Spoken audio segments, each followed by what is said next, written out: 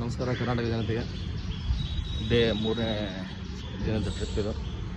ಔರಂಗಾಬಾದಿಂದ ಹೋಗ್ತಾ ಇದ್ದೆ. ಈ ರೂಮ್ ಚೆಕ್ಔಟ್ ಮಾಡಿ ನೋಡೋಣ ಮುಂದೆ ಯಾವ ಪ್ಲೇಸಸ್ ಬರ್ತವೆ. ಆ ಪ್ಲೇಸಸ್ ನಮಗೆ ತೋರಿಸ್ಕೊಂಡು ಹೋಗ್ತೀನಿ. ನೆಕ್ಸ್ಟ್ ವಿಡಿಯೋದಲ್ಲಿ ಮೀಟ್ ಆಗೋಣ. ಇದು ಬೀಬಿಕಾ ಮಕ್ಬಲ್ ಅಂಥೇಳಿ ಔರಂಗಾಬಾದಲ್ಲಿರೋದು. ಟಿಕೆಟ್ ತೊಗೋಬೇಕಂತೆ. ನೋಡೋಣ, ಹೊರಟಿದ್ದೀನಿ.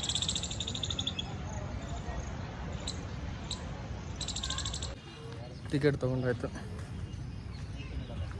25 ರೂಪೀಸ್ ಅಂತೆ ಮಕ್ಬಲ್ ಹೋಗೋಕ್ಕೆ. ನೋಡುವ ಮುಂದೆ ಏನೇನಿದೆ ಒಳಗಡೆ ಅಂತ ಹೇಳ್ತಾರೆ. ಎಂಟ್ರಿ ಆಗಿದ್ದೀವಿ. ಬೀಬಿ ಮಕ್ಬಲ್ ಅಂತ ಹೇಳಿದ್ದು ಔರಂಗಾಬಾದಲ್ಲಿರೋದು.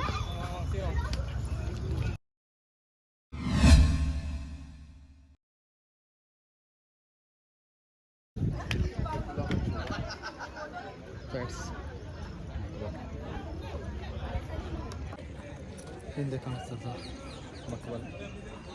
ಜಸ್ಟ್ ಬೀಬಿಕಾ ಮಕ್ಬಲ್ ಅಂತೇಳಿ ಔರಂಗಾಬಾದಲ್ಲಿರೋದು.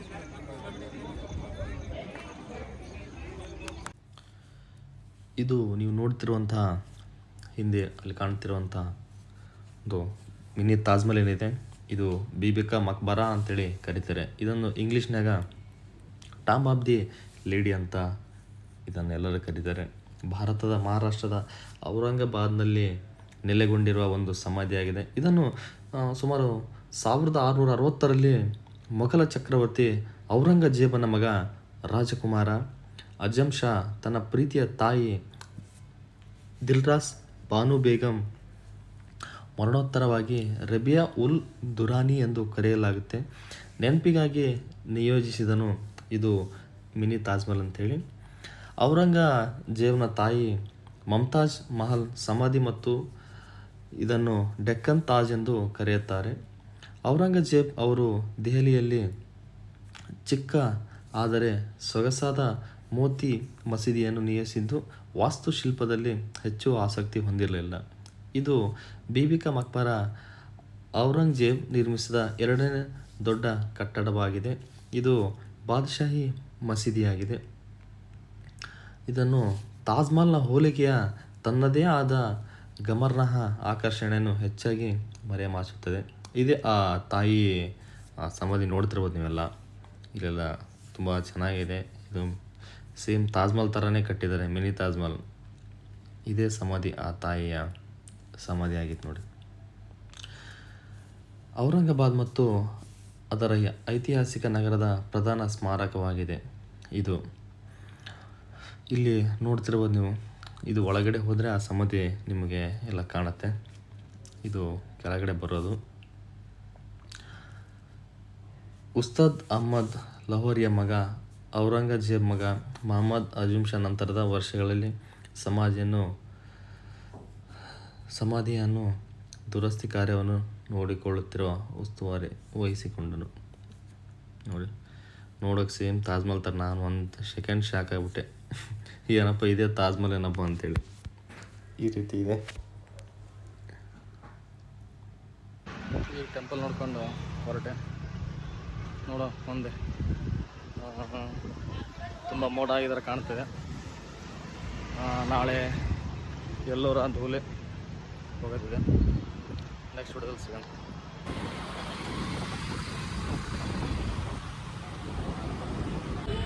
Aurangabad daily market.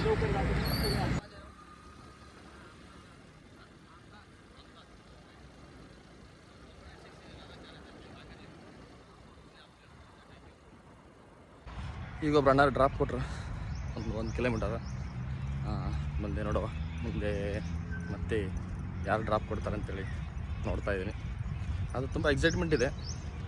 ತುಂಬ ಜರ್ನಿ ಮಾಡೋಕ್ಕೆ ತುಂಬ ಖುಷಿಯಾಗಿದೆ.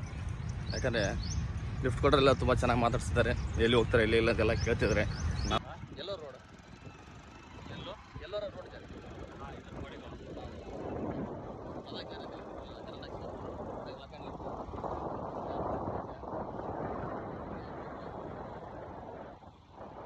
ಸುಮಾರು ಒಂದು 3 ಕಿಲೋಮೀಟರ್ ನಡ್ಕೊಂಡು ಬರ್ತಾ ಇದ್ದೀನಿ. ಲಿಫ್ಟ್ ಕೇಳಿದೆ, ಯಾವುದೋ ಲಿಫ್ಟು ಇನ್ನೂ ಸಿಕ್ಕಿಲ್ಲ. ಒಂದು ಲಿಫ್ಟ್ ಸಿಕ್ತು. ಅವರು 1 ಕಿಲೋಮೀಟ್ರ್ ಲಿಫ್ಟ್ ಕೊಟ್ಟರು ಅಷ್ಟೇ. ಆಮೇಲೆ ಇನ್ನೊಂದು ಲಿಫ್ಟ್ ಸಿಕ್ತು, ಅವರೊಂದು 2 ಕಿಲೋಮೀಟ್ರ್ ಕೊಟ್ಟಿದ್ದಾರೆ. ನೋಡೋಣ, ಇನ್ನು ಮುಂದೆ ಹೋಗ್ತಾ ಇದ್ದೀನಿ.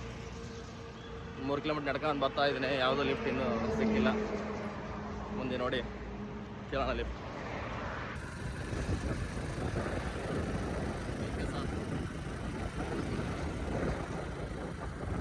ಒಬ್ರು ಅಣ್ಣವ್ರು ಈಗ ಬಿಟ್ಟಿದ್ದಾರೆ ಎಲ್ಲೋ ರೋಡಲ್ಲಿ, ಒಂದು 10 ಕಿಲೋಮೀಟ್ರ್ ಬಿಟ್ಟಿದ್ದಾರೆ. ಇನ್ನೊಂದು 6 ಕಿಲೋಮೀಟ್ರ್ ಇದೆ ಹೋಗೋದು. ನಡ್ಕೊಂಡು ಹೋಗ್ತಾ ಇದ್ದೀನಿ. ನೋಡುವ, ಎಲ್ಲಾದರೂ ಲಿಫ್ಟ್ ಸಿಕ್ಕರೆ ಮತ್ತೆ ಕೇಳ್ಕೊಂಡು ಮುಂದೆ ಹೋಗೋಣ.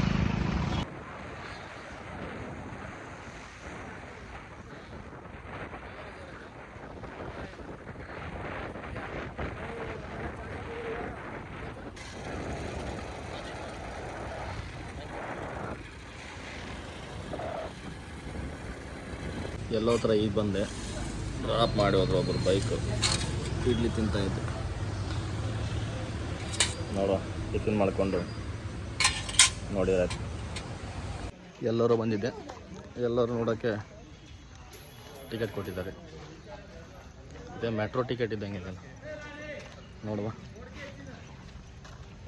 ಒಳಗಡೆ ಎಂಟ್ರೆನ್ಸ್ ಬಂದೆ, ಅದೇ ಕಾಣಿಸ್ತಿರೋದು ಎಂಟ್ರೆನ್ಸು. ನೋಡುವ, ಇನ್ನೂ ಮುಂದೆ ಹೋಗಿಲ್ಲ, ಹೋಗಬೇಕು. ಇಲ್ಲಿ ಕಾಣ್ತಾ ಇರೋದು ಎಲ್ಲರ ಕೇವ್ಸ್. ಅಂದರೆ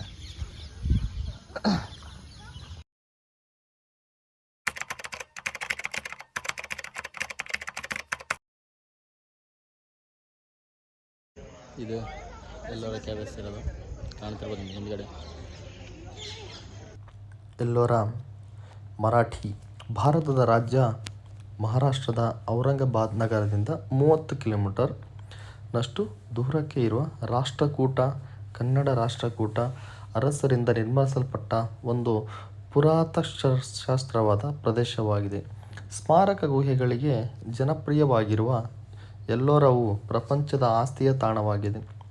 ಎಲ್ಲೋರವು ಭಾರತೀಯ ಕಲ್ಲಿನಿಂದ ಕೆತ್ತಿನ ವಾಸ್ತುಶಿಲ್ಪದ ಸಾಕ್ಷ್ಯರೂಪವಾಗಿದೆ. 34 ಗುಹೆಗಳು ವಾಸ್ತವವಾಗಿ ರಚನೆಗಳನ್ನು ಚರಣಾದ್ರಿ ಬೆಟ್ಟಗಳ ಶೃಂಗಿಯ ಪಾರ್ಶ್ವದ ಹೊರಗೆ ಭೂಶೋಧನೆ ಮಾಡಲಾಗಿತ್ತು. ಕಲ್ಲಿನಿಂದ ಕೆತ್ತಿದ ಬೌದ್ಧ, ಹಿಂದೂ ಮತ್ತು ಜೈನ ದೇವಸ್ಥಾನ ಮತ್ತು ಸನ್ಯಾಸಿಗಳ ಮಂದಿರಗಳಾಗಿದ್ದು, ಇವನ್ನು 5ನೇ ಮತ್ತು 10ನೇ ಶತಮಾನಗಳ ಮಧ್ಯೆ ನಿರ್ಮಿಸಲಾಗಿದೆ. ಸಾಮೀಪ್ಯದಲ್ಲಿ ರಚಿಸಲಾದ 12 ಬೌದ್ಧ ಗುಹೆಗಳು, 12, 17 ಹಿಂದೂ ಗುಹೆಗಳು, 13 ಮತ್ತು 29 ಮತ್ತು 5 ಜೈನ ಗುಹೆಗಳು, 30ರಿಂದ 34 ಗುಹೆಗಳು ಭಾರತೀಯ ಇತಿಹಾಸದ ಆ ಸಂದರ್ಭದಲ್ಲಿ ಪ್ರಚಲಿತವಾಗಿದ್ದ ಧಾರ್ಮಿಕ ಸಾಮರಸ್ಯವನ್ನು ತೋರಿಸುತ್ತದೆ. ಇದು 5ನೇ ಮತ್ತು 8ನೇ ಶತಮಾನದ ಮಧ್ಯದಲ್ಲಿ ರಚಿಸಲಾದ ಮೊದಲನೇ ಹಂತದಲ್ಲಿನ 1-5 ಗುಹೆಗಳು, ನಂತರದ 6-12 ಗುಹೆಗಳೊಂದಿಗೆ ಮಧ್ಯ 7ನೇ ಮಧ್ಯ 8ನೇ ಬೌದ್ಧ ಗುಹೆಗಳನ್ನು ಬಹು ಹಿಂದಿನಿಂದ ರಚನೆಗಳೆಂದು ಆರಂಭದಲ್ಲಿ ಭಾವಿಸಲಾಗಿತ್ತು.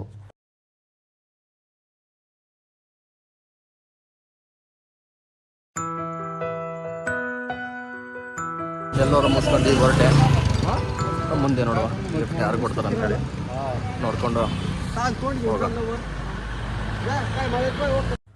ಒಬ್ಬರು ಪ್ರೈವೇಟ್ ಬಸ್ ಅಂಕಲ್ಲು ಧೂಲೆವರೆಗೂ ಲಿಫ್ಟ್ ಕೊಟ್ಟರು.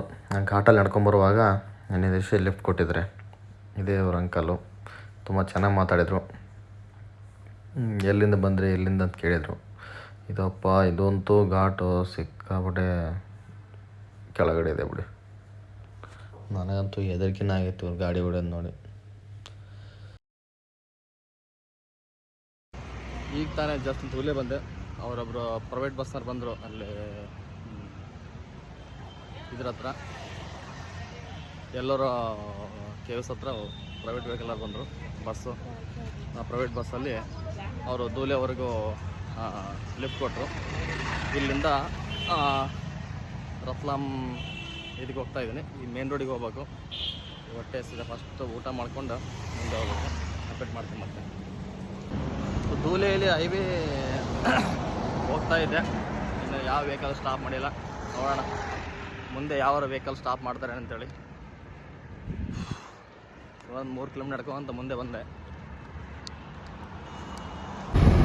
ಆಗ್ರಾ ಇನ್ನೂ 863 ಕಿಲೋಮೀಟರ್ ಇದೆ. ರೀಚ್ ಆಗೋಣ.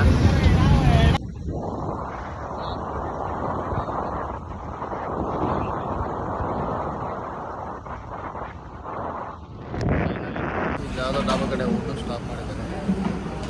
ಊಟ ಮಾಡೋದಕ್ಕಿಂತ ಊಟ ಮಾಡಿ ಹೊರಡಬೇಕು. ನೆಕ್ಸ್ಟ್ ಅಲ್ಲಿ ಸಿಗೋಣ. ಈಗ ಜಸ್ಟ್ ರೂಮಿಗೆ ಬಂದೆ. ಮಧ್ಯಪ್ರದೇಶ ಇಂಡೋರ. ತುಂಬ ಮಳೆ ಇರೋದ್ರಿಂದ ವೀಡಿಯೋ ಮಾಡೋಕ್ಕಾಗಿಲ್ಲ. ಜಸ್ಟ್ ಬಂದು ಹೇಳಿದ್ಬಿಟ್ಟು ರೂಮಿಗೆ ಬಂದೆ. ಮತ್ತು ಅಪ್ಡೇಟ್ಸ್ನ ನಾಳೆ ಕೊಡ್ತೀನಿ. ಎಲ್ಲರಿಗೂ ಶುಭೋದಯ. Good night.